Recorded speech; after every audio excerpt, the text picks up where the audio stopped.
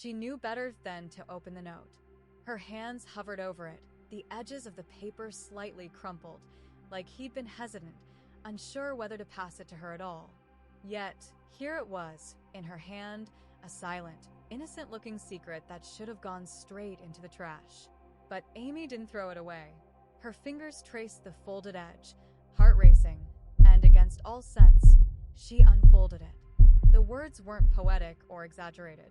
They were straightforward, even simple, yet each line pulled her deeper, shaking her composure. "Do you feel it too?" It was a question she had ignored until now, buried under years of rules and restraint. But seeing it in writing made it real, undeniable. It was dangerous, of course it was. He was young, still full of dreams and ambition, looking to her as someone who could understand him. She was his teacher, the woman who had taught him about literature and life, never letting her guard slip until now. But there was a crack in her resolve, a tiny fracture that grew wider each time he caught her gaze.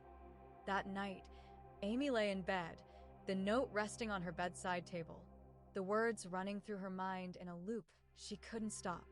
She pressed a hand to her chest, feeling her heartbeat pounding beneath her fingers. What was she doing? She asked herself, yet she couldn't look away from the paper, couldn't push the thought of him from her mind. Every time she closed her eyes, Daniel's face came to her, the way he looked at her with an intensity that seemed to pierce straight through her.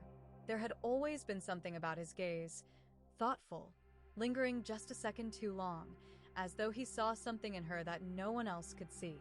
She hadn't let herself dwell on it before, but now, as the night stretched on, her thoughts ran unchecked. A shiver ran down her spine, a thrill laced with fear, as she imagined what it would feel like to let go, to abandon the carefully drawn lines she'd kept between them.